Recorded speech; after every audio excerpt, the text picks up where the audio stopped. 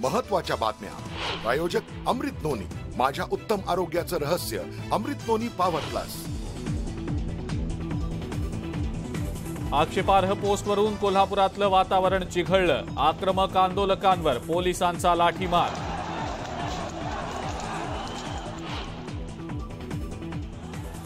कोल्हापुरात पोलीस आणि आंदोलकांमध्ये धुमश्चक्री। आक्रमक झालेल्या आंदोलकांवर पोलिसांचा लाठीमार।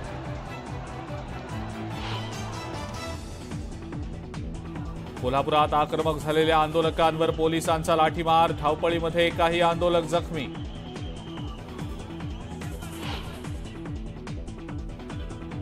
औरंगजेबाच्या इतक्या औलादी कुठून पैदा झाल्या हे शोधावं लागेल। घटनेतल्या आरोपींवर कठोर कारवाई केली जाणार। गृहमंत्री देवेंद्र फडणवीसांचा इशारा। कोल्हापुरातल्या घटनेमागे नेमकं कोण याचा पोलिसांनी छडा लावावा, तर दंगली हाताळण्यासाठी पोलिसांना मोकळीक द्या। विरोधी पक्षनेते अजित पवारांची मागणी।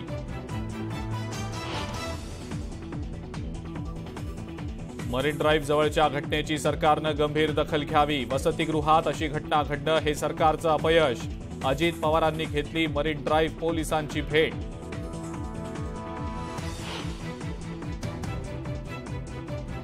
मी शहराला छत्रपती संभाजीनगर नाही तर औरंगाबादच म्हणणार। शरद पवारांच्या वक्तव्यामुळे चर्चांना उधाण। येत्या 10 जूनला केंद्रीय गृहमंत्री अमित शहा नांदेड दौऱ्यावर। शहांच्या सभास्थळाची भाजपचे आमदार प्रवीण दरेकर यांच्याकडून पाहणी। आणि रोह्यातील धाटाव एमआयडीसीतल्या कोळशाच्या गोदामाला भीषण आग। आगीवर नियंत्रण मिळवण्याचे प्रयत्न सुरू।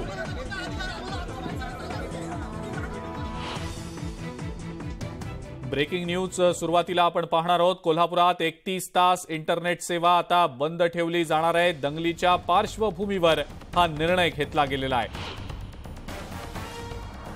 कोल्हापुरात 31 तास इंटरनेट सेवा बंद असणार आहे। दंगलीच्या पार्श्वभूमीवर पोलीस प्रशासनानं हा निर्णय घेतलेला आहे।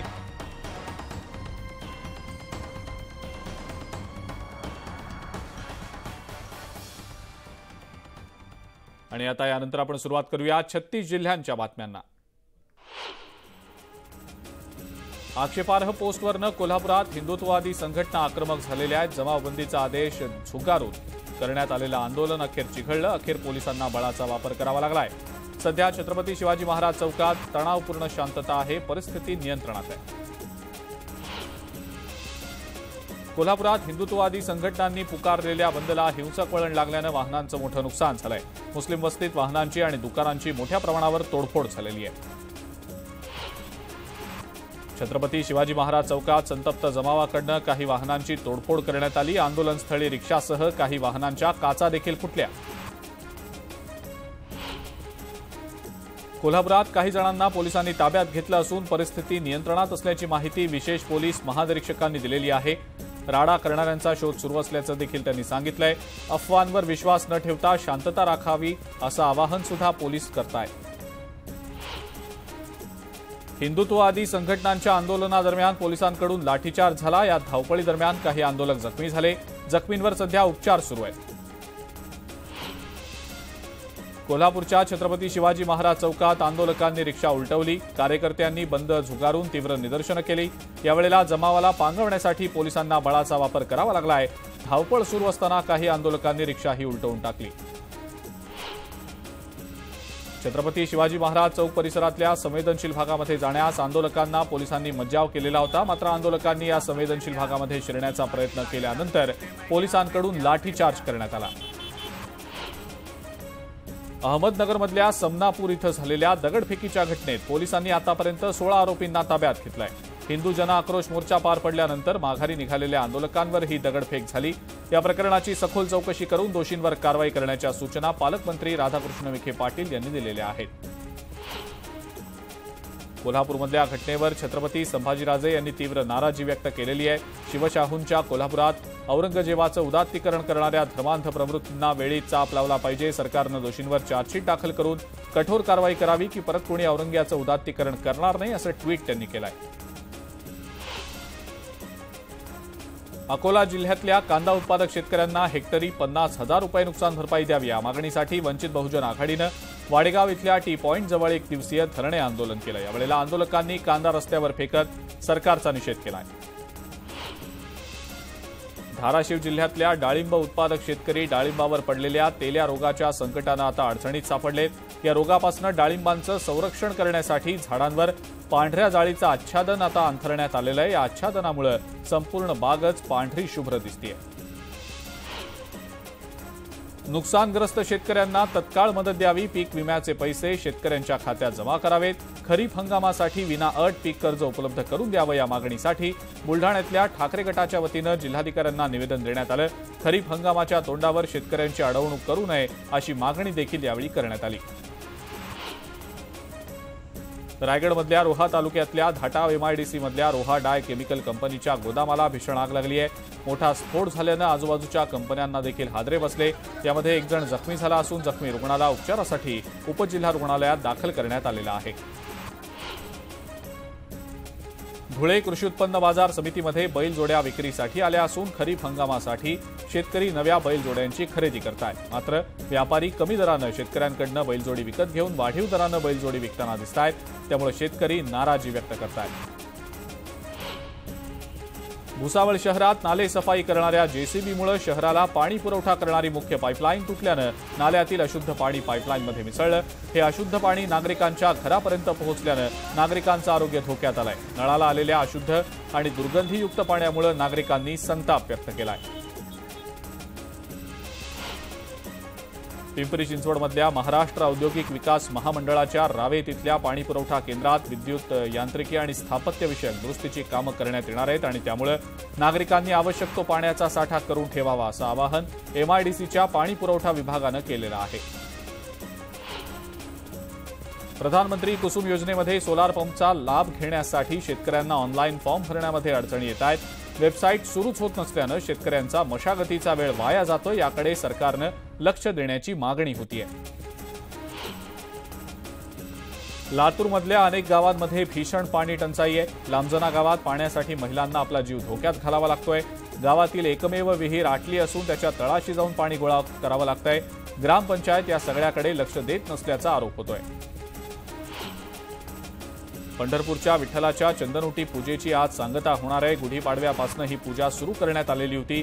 या पूजेतून मंदिर प्रशासनाला 35 लाखांचं उत्पन्न मिळालंय, तर 85 किलो चंदनाचा वापर करण्यात आलेला आहे।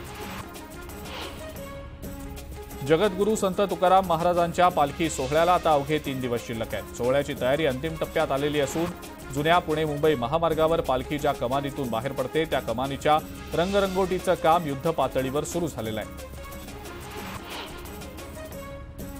निळवंडे धरणातनं 31 मे रोजी सोडलेलं पाणी मजल दरमजल करत अकोले आणि संगमनेर आणि राहता तालुक्यात पोहोचलेलं आहे। या पाण्याचं नागरिकांनी आनंदानं वाजत गाजत स्वागत केलंय।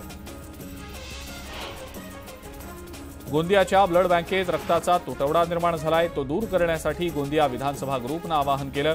त्यानंतर 100 लोकांनी पुढे येत रक्तदान केलंय।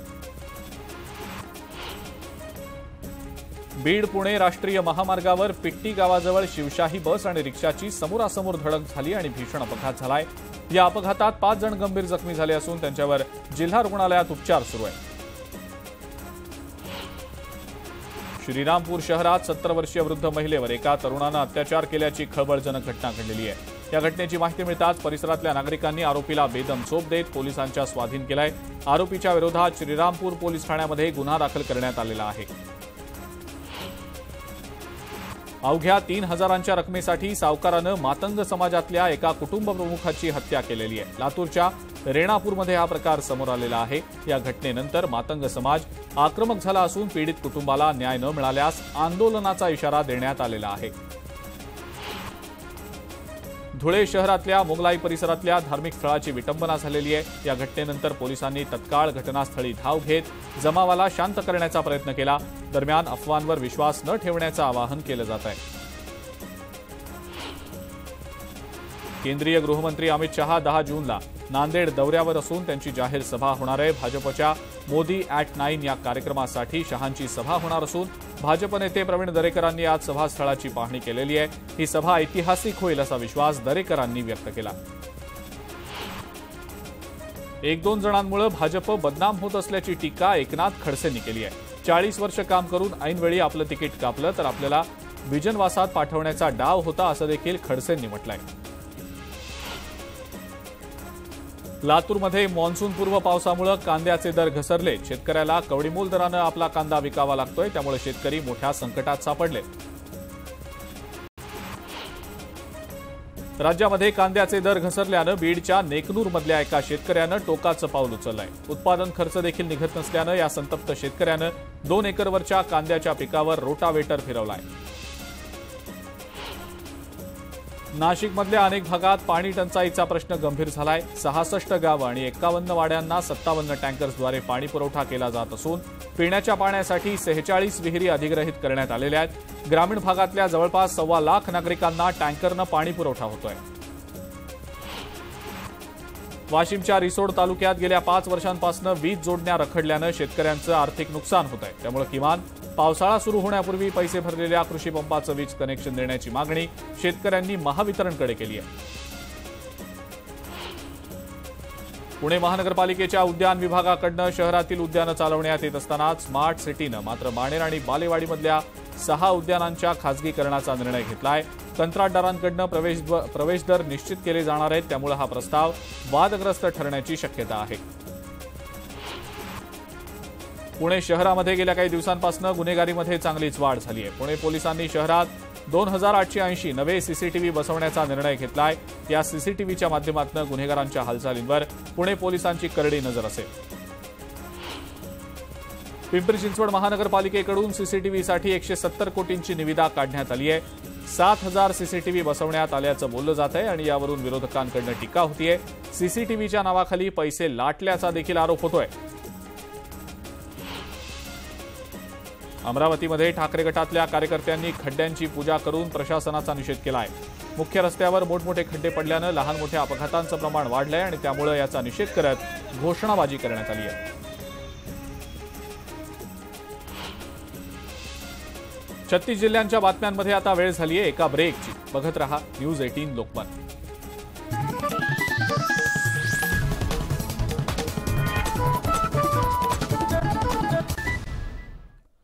ब्रेकनंतर पाहूया 36 जिल्ह्यांच्या बातम्या. नागपूरहून साकोलीकडे जात असलेल्या दुचाकीस्वारानं समोरून येत असलेल्या रुग्णवाहिकेला जोरदार धडक दिल्याची घटना गडेगाव डेपोजवळ घडली. यात 3 जण गंभीर जखमी झाले तर 4 जण किरकोळ जखमी झाले. पिंपरी चिंचवड पोलीस आयुक्तालयाच्या हद्दीतल्या फरार आरोपींच्या अटकेसाठी राबवलेल्या मोहिमेत 326 आरोपींना अटक करण्यात आलेली आहे. या मोहिमेमध्ये पोलीस ठाण्यांमध्ये भोसरी पोलीस ठाणं प्रथम आलं असून पोलीस आयुक्तालयाच्या संकल्पनेतून ही विशेष मोहीम राबवण्यात आली. परभणीच्या कृषी कॉलनी परिसरात देहविक्री करणाऱ्या टोळीचा पर्दाफाश करण्यात आलेला आहे. 4 महिलांसह एकूण 8 जणांना संतप्त नागरिकांनी चोप दिला आहे. या प्रकरणी पोलिसांनी 8 जणांना ताब्यात घेतलं असून गुन्हा दाखल केलेला आहे. वर्ध्याच्या MIDC मधल्या भंगाराच्या एका गोदामाला आग लागली आहे. ही आग मोठ्या प्रमाणावर पसरत असल्यामुळे मोठं नुकसान होण्याची शक्यता आहे. अग्निशमन दलाच्या 3 गाड्या घटनास्थळी दाखल झाल्या असून आगीचं कारण अद्याप अस्पष्ट आहे.